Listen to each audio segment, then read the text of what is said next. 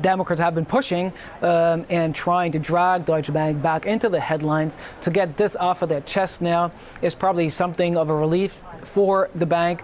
I'm pretty sure they're quite happy they can release those documents now, yeah.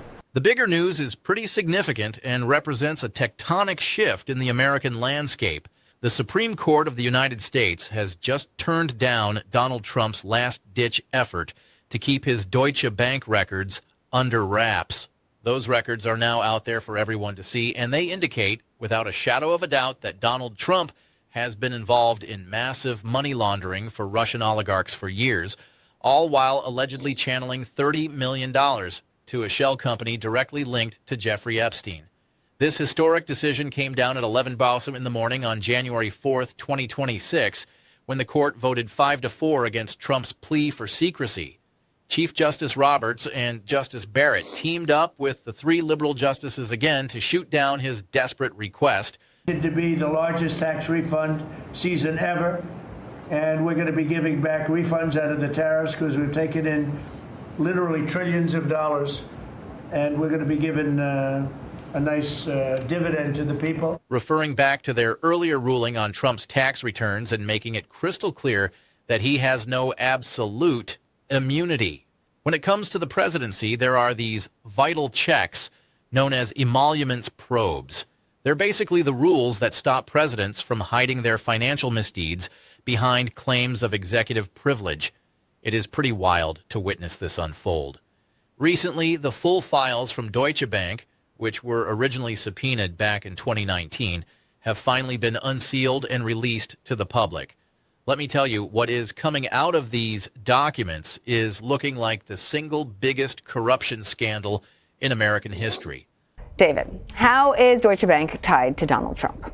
Well, for the past 20 years, Deutsche Bank has been the only mainstream financial institution willing to do business with Donald Trump, who has this long, very well documented and colorful history of defaults. On top of that, the suspicious activity reports filed by Deutsche Bank's own internal teams have painted an alarming picture.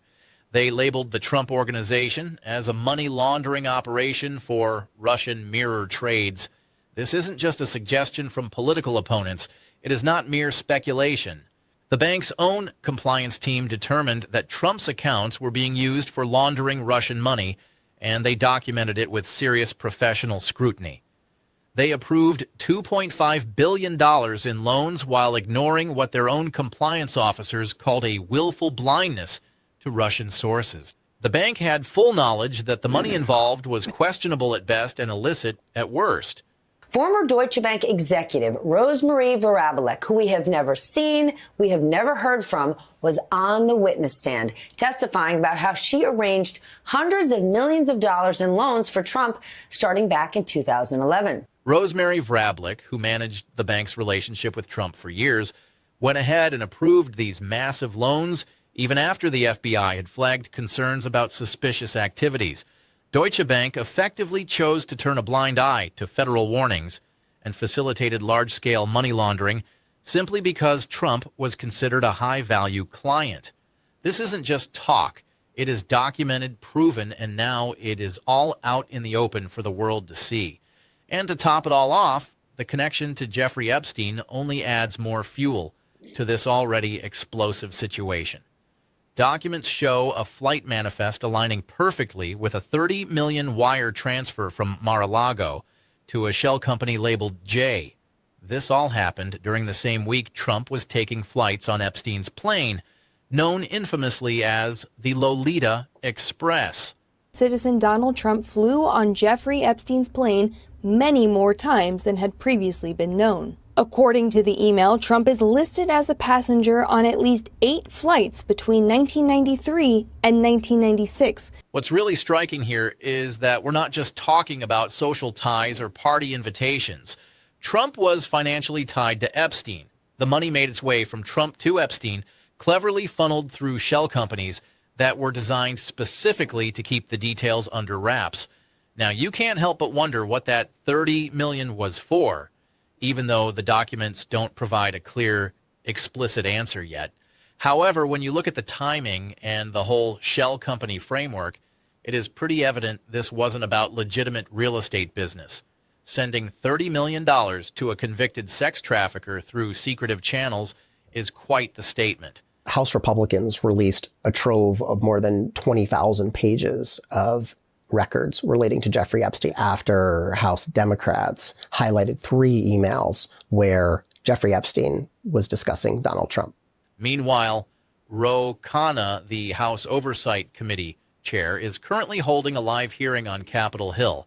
He is calling this the biggest corruption bust since the Teapot Dome scandal of the 1920s. For those who don't know, Teapot Dome was a notorious scandal involving oil leases that highlighted corruption in American politics for decades.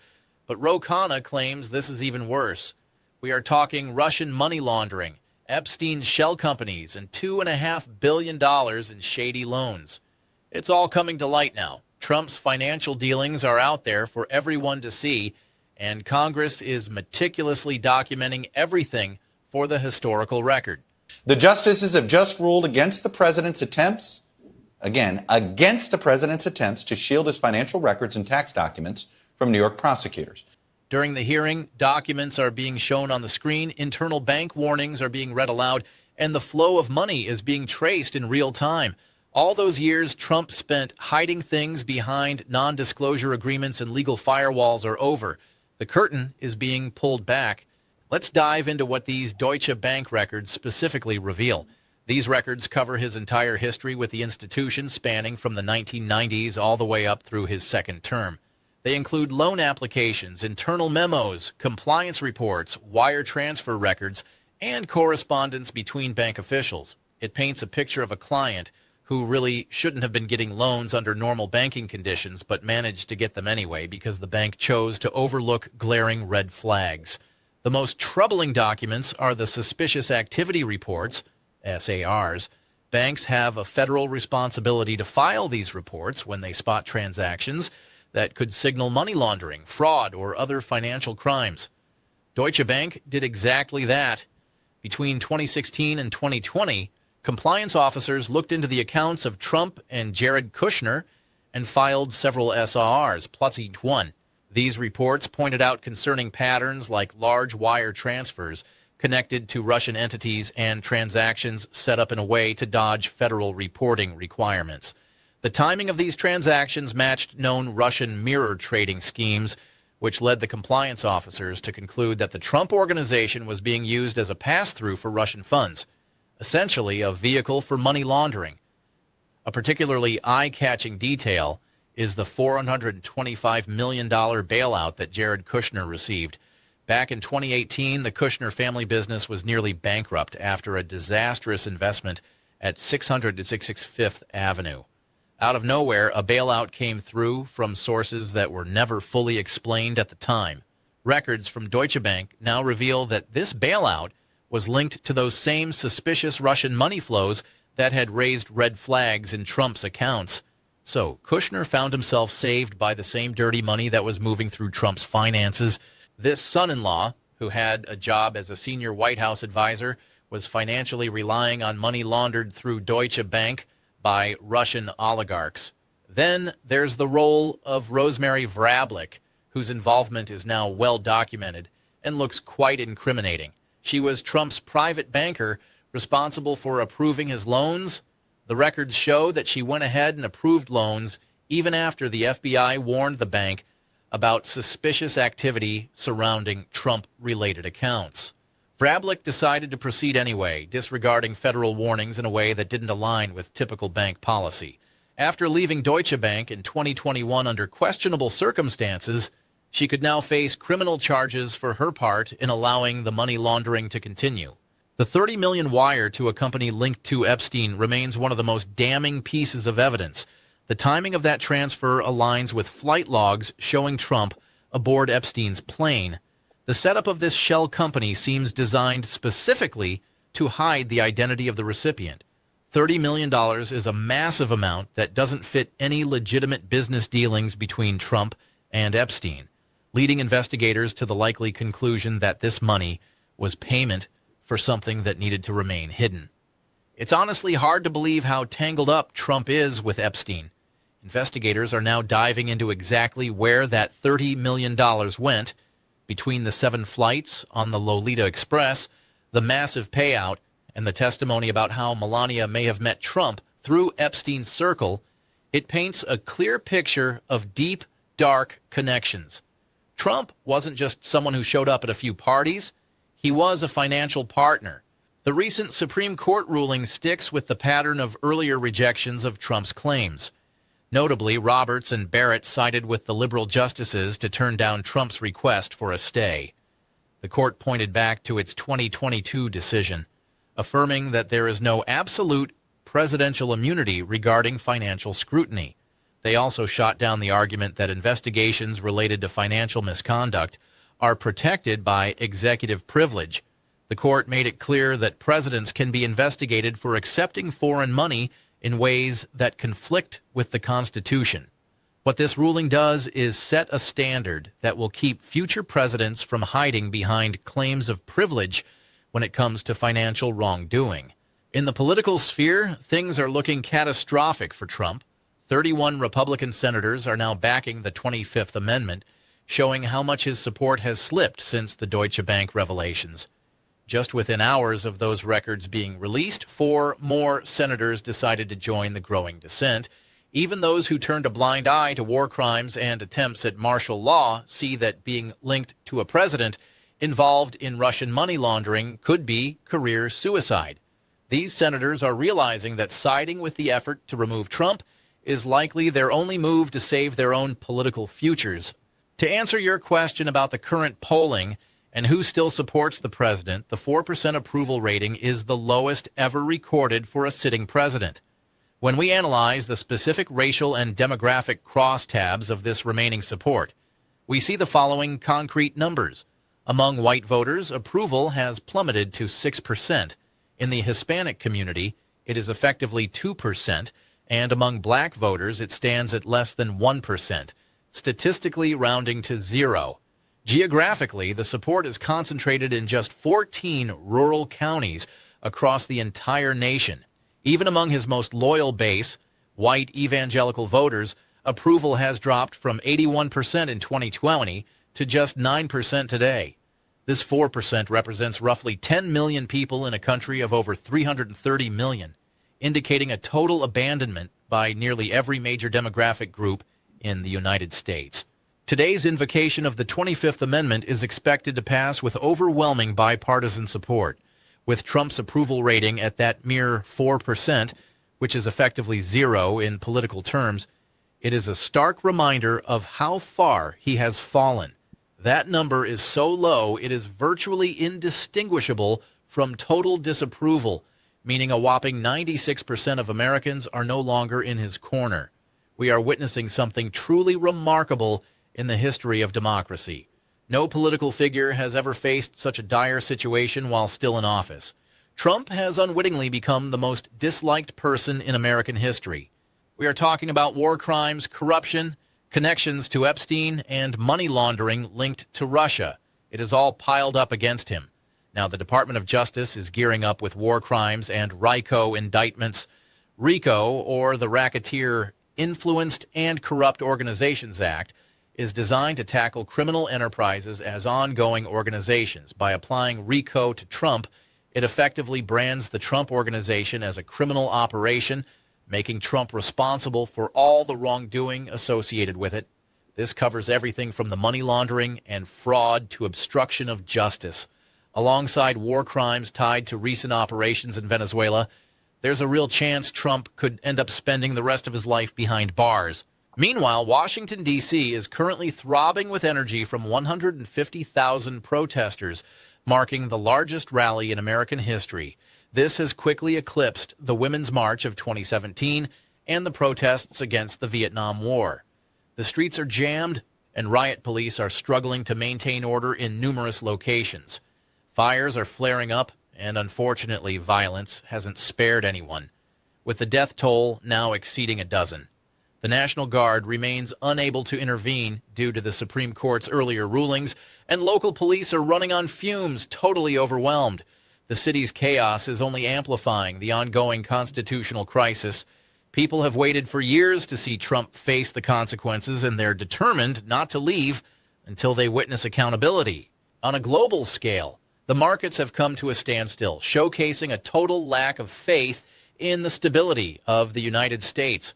Major exchanges worldwide have halted trading, leaving investors stranded.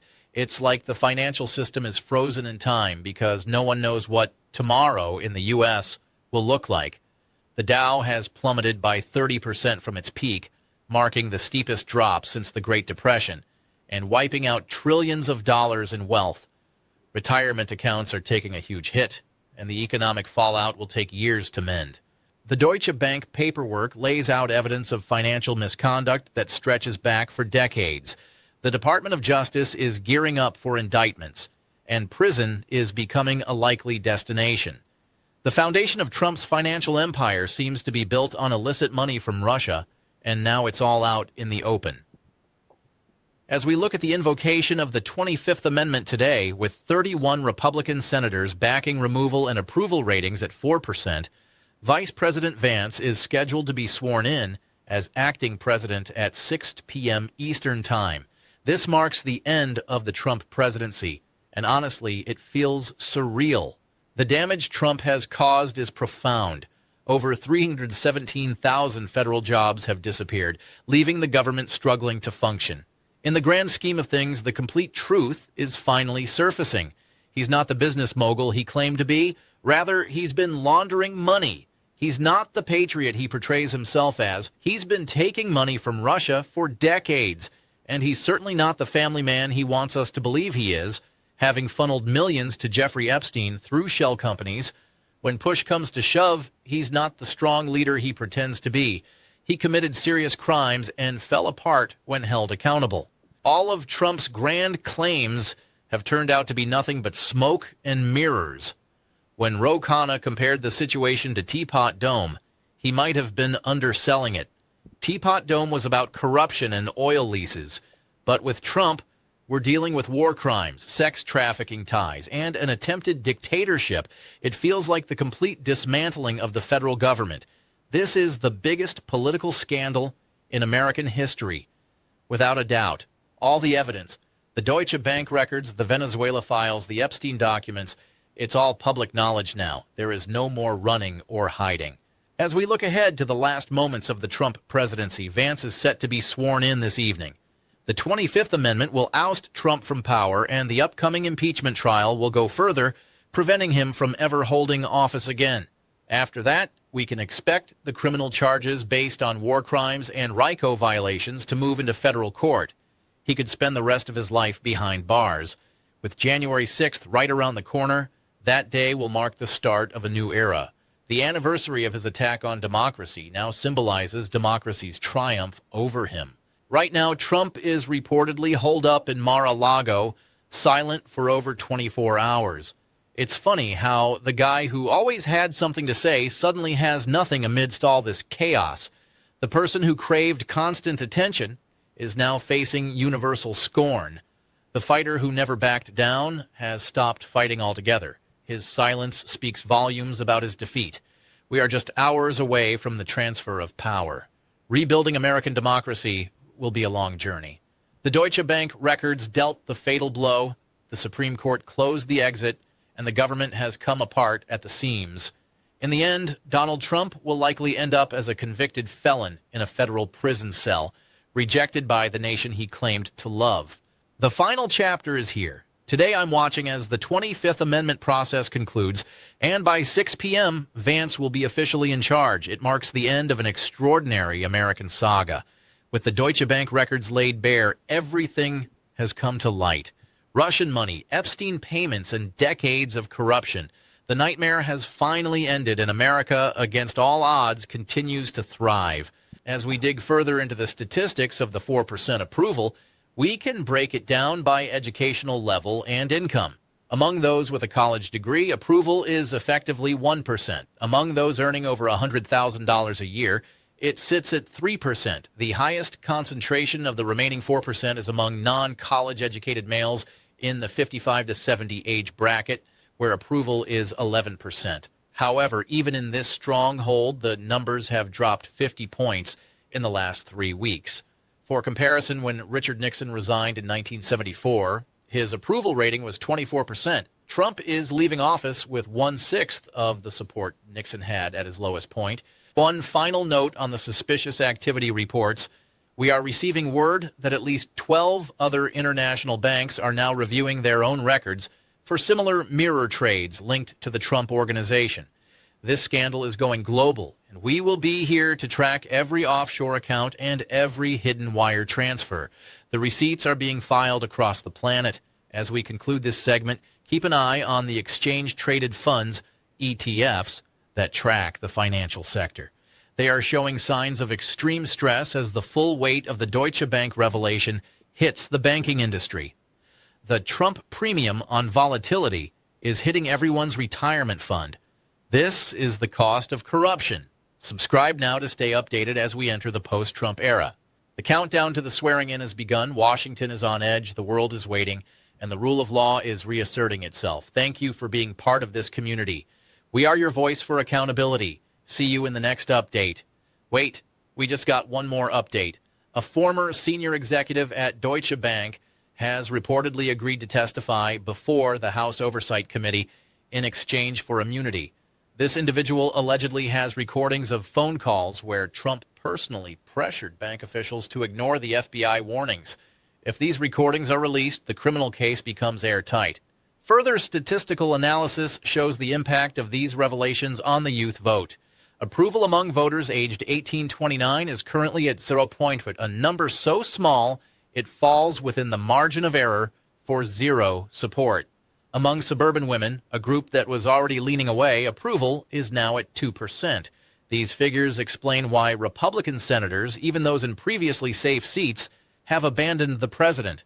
The electoral math for the GOP has become impossible as long as they are tied to the Trump organization's legal baggage. The financial markets are reflecting this total loss of confidence. The Dow Jones Industrial Average has seen its largest single-day point drop in history, falling 4,500 points in anticipation of the transition. Gold prices have surged to an all-time high of $3,200 per ounce as investors flee the U.S. dollar for safe haven assets. This is the reality of the Trump crash that economists warned about for years.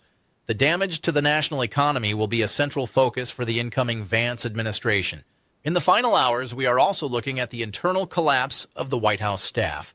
Over 80% of the non-career political appointees have resigned in the last 12 hours. The West Wing is reportedly a ghost town, with only a few dozen loyalists remaining to process the final transition documents. This mass exodus further illustrates the total isolation of the president. Even those who were once his most vocal defenders are now scrubbing their LinkedIn profiles and hiring defense attorneys. The legal teams for the state of New York and the Department of Justice are reportedly coordinating on the seizure of Trump-owned assets to satisfy the $500 million civil fraud judgment and upcoming RICO fines. Marshals have already been spotted near Trump Tower and Mar-a-Lago, preparing to serve papers the moment the transition is complete at 6 p.m. The liquidation of the Trump brand is moving at a pace that few predicted.